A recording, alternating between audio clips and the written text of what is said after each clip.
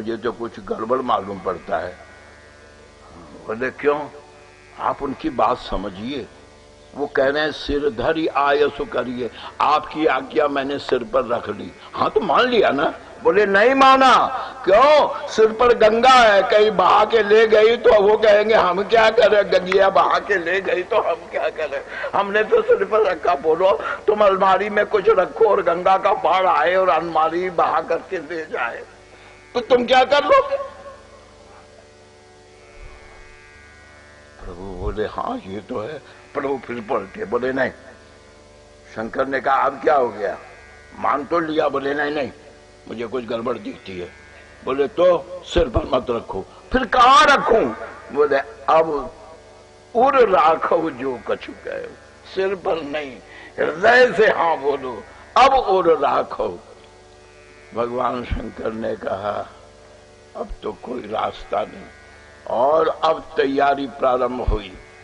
लेकिन राम जी के जाते ही शंकर जी ने आखिरी कोशिश की। क्या? कि मैंने तो अब हाँ कह दिया, मैं तो ना नहीं कह सकता, लेकिन अगर लड़की वाला ही ना कह दे तो? अब लड़की वाला ना किसी तरह कह दे तो उपाय क्या करते हैं?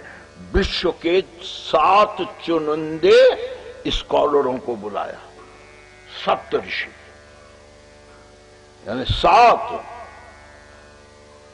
और 7 से कहते हैं क्या आप सभी मेरे भाई हैं, क्योंकि सब ब्रह्मा के मानस पुत्र हैं, आप सभी मेरे भाई हैं, कुछ मदद करो। बोले क्या? भाई राम जी का दबाव है पर करना नहीं चाहता हूं। बोले तो किसी तरह लड़की का दिमाग खराब करो। वो मना कर दे, वो मना कर दे कि नहीं करो। सब तो इसने कहा ये कौन सी बड़ी बात है, एक लड़की अभी चुटकियों में। सच हाँ, भगवान शंकर सप्तऋषि से कहते हैं क्या? पार्वती पर जाय तुम प्रेम परीक्षा ले हो। भला सोचिए, राम को हाँ कहने के बाद अगर परीक्षा ले तो फिर राम का समर्पण क्या हुआ? लेकिन ये है क्या, डायरेक्ट तो राम को हाँ कह दिया, पर भीतर सप्तऋषियों से कहा जरा एक बार देखो, जितना भी कोशिश कर सकते हो किसी तरह पार्वती का मन मुझसे हटाओ। और सप्तऋषि, यहां पर गीता प्रेस ने एक अर्धाली निकाल दी। क्यों निकाली ये तो मैं नहीं कह सकता हूं, वरना काशी नरेश और राजापुर की प्रति में और मुंशी छक्कनलाल की प्रति में भी यह चौपाई है, और इसके बिना तुक भी नहीं बैठता है। तब ऋषि तुरंत तहां चली गयऊ, देख दशा मन विस्मय भयऊ। ये नहीं है, यहां डायरेक्ट है क्या कि सप्त ऋषियों ने देखा। क्या कि ऋषि ने, अब एक बात पर प्रेमी बहुत ध्यान देंगे कि ऋषि ने गौरी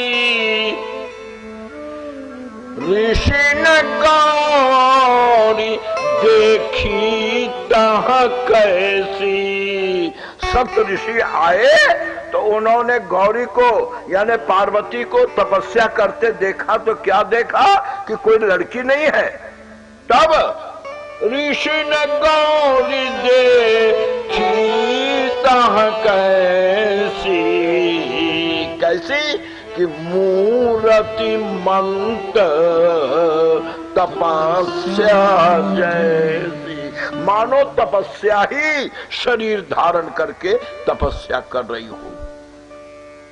देख दशा अति विस्मय भयऊ। क्यों विस्मय? क्यों? तपस्या तो सभी लोग करते हैं। सप्त ऋषियों को विस्मय माने आश्चर्य। आश्चर्य क्यों हुआ? क्योंकि देख रहे हैं गौरी। गौरी किसको कहते हैं? गौरी हमारे यहां कहा गया 8 वर्षात भवेत, 8 वर्ष की कन्या तक गौरी कहलाती है। अब पार्वती को तपस्या करते हुए हो गए कितने दिन? आपने कल तपस्या सुनी है।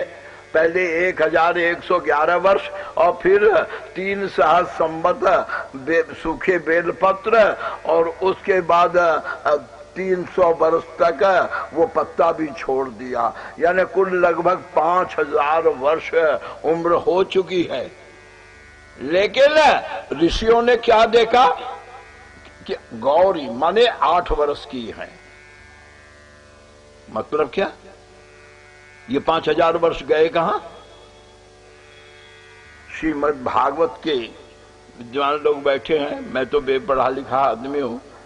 श्रीमद् भागवत के प्रारंभ में ही व्यास जी महाराज सुखदेव कहते हैं क्या कि कथा में जितनी देर पुंसाम शब्द है भागवत में, यानी जीव मात्र, जितनी देर भगवत कथा में साधन में जीव बैठा रहता है उतनी देर उसकी आयु बाधित नहीं होती है, यानी उतना समय उसकी आयु में नहीं गिना जाता है। सोचो सत्संग से प्रैक्टिकल क्या है।